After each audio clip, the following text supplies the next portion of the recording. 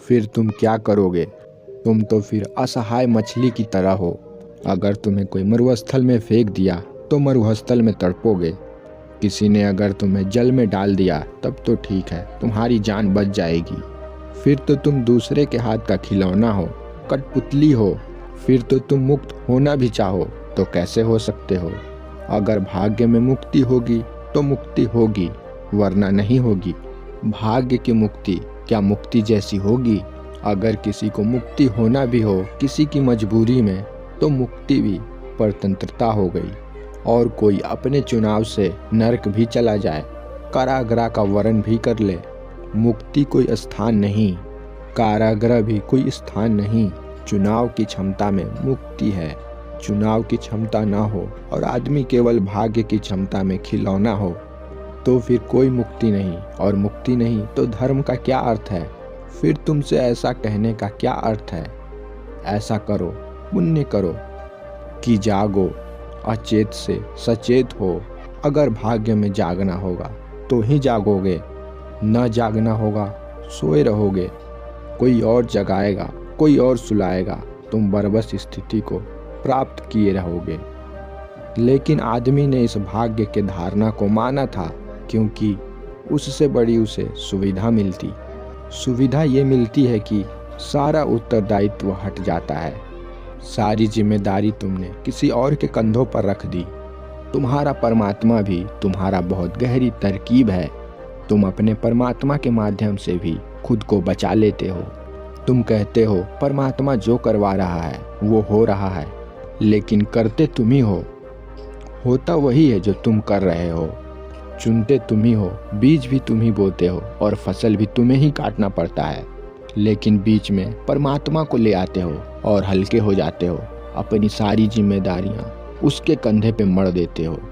अपने हाथ में कुछ न रहा, कोई जिम्मेदारी ना रहा, अपराध ना रहा, पाप ना रहा। ऐसे असहाय बन के तुम खुद को ही धोखा देते हो। मन की बड़ी से बड़ी तरकीब है जिम्मेदारी को कहीं और टाल देना, और ये तरकीब इतनी गहरी है, आस्तिक भगवान पे टाल देता है और नास्तिक प्रकृति पे टाल देता है। कोई कर्म के सिद्धांत पे टाल देता है, लेकिन टालने के संबंध में सभी राजी हैं। जिम्मेवारी हमारी नहीं है। लेकिन तुम थोड़ा सोचो, जैसे ही तुमने जिम्मेवारी छोड़ी वैसे ही तुमने आत्मा भी खो दी। तुम्हारे उत्तरदायित्व में ही तुम्हारी आत्मा की संभावना है। अगर तुम चुनाव कर सकते हो, तुम मालिक हो, तो ही तुम्हारे जीवन में कोई गरिमा का आविर्भाव होगा, कोई प्रकाश जलेगा, कोई दीप जलेगा। अन्यथा तुम अंधकार ही रहोगे, हमेशा चिंतित ही रहोगे। भाग्य से सावधान। भाग्य धार्मिक आदमी के मन की संभावना नहीं। तुम चौंकोगे क्योंकि तुम धार्मिक आदमी को भाग्यवादी मानते हो। मैं तुम्हें फिर याद दिलाऊं, धार्मिक अधार्मिक सभी भाग्यवादी हैं। वे लोग भाग्य की परिभाषा अलग अलग तरीके से देते हैं। मार्क्स कहता है समाज निर्धारक है, व्यक्ति नहीं। धन निर्धारक है, व्यक्ति नहीं। व्यक्ति की आत्मा खो गई। और मार्क्स आस्तिक नहीं है, वो नास्तिक है। अधार्मिक मन का मेरे लिए एक ही लक्षण है, वो अपनी आत्मा को स्वीकार नहीं करता। वो खुद से बचना चाहता है, वो खुद की अस्तित्व को मिटाना चाहता है, अपने से छिपना चाहता है, जिम्मेदारी उठाने का साहस नहीं करता, कमजोर है, भयभीत है, खुद को असहाय समझता है। भाग्य पर मत टालो, भाग्य तुम ही लिखते हो। भाग्य तुम्हारा ही हस्ताक्षर है। माना कल का लिखा तुमने भूल गया, तुम्हारी याददाश्त कमजोर है, तुम अचेत हो, तुम होशपूर्ण नहीं जी रहे हो। इसमें गलती उस व्यक्ति की है, न कि खुदा की, और न ही तुम्हारे भाग्य की। परसों का लिखा तुम्हारे स्मरण में नहीं रहा और आज अपने ही लिखे अक्षर को नहीं पहचान पाते हो। लेकिन मैं तुमसे कहता हूँ, तुम गौर से खोजो, तुम अपने हस्ताक्षर को पहचान लोगे। थोड़ी बहुत बदल भी हो गई होगी तो अधिक बदल नहीं हुई है। और जिस दिन तुम्हें यह भी समझ में आ जाएगा ये दुख भी मैं ही बना रहा हूँ, उस दिन तुम मालिक हुए। उस दिन तुम्हारे जीवन का वास्तविक प्रारंभ हुआ। अब तुम्हारा चुनाव, अगर तुम दुखी होना चाहो तो चुनो, और अगर तुम सुखी होना चाहो तो सुख को चुनो। फिर मैं तुमसे कहता हूँ ठीक ठीक चुनो, क्या थोड़ा थोड़ा दुख, क्या बूंद बूंद दुख?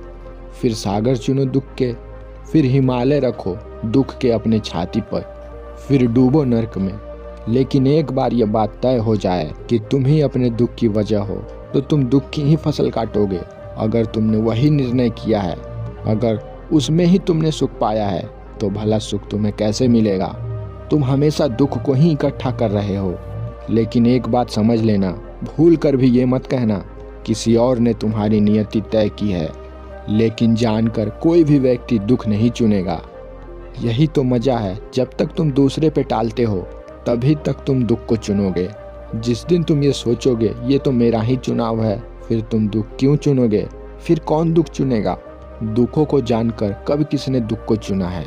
अनजाने में लोग बला चुन लेते हैं, अनजाने में सांप बिच्छू को जेवर गहने समझकर अपने तिजोरी में भर लेते हैं। लेकिन सांप बिच्छू समझकर कौन इकट्ठा करता है? एक बार तुम्हें यह समझ में आ गया, मैं ही निर्णायक हूँ, मैं ही भाग्य निर्माता हूँ, मेरी नियति मेरा चुनाव है, उसी क्षण से तुम्हारा दुख विदा होने लगेगा। उसी क्षण से तुम्हारे जीवन में सुख का प्रभात होगा। उसी क्षण से तुम्हारे जीवन में सुख की सागर फूटेगी, सुख का सूरज निकलेगा। और जब अपने हाथ में ही है तो थोड़ा थोड़ा सुख क्यों चुनना? सुख के सागर को इकट्ठा करो।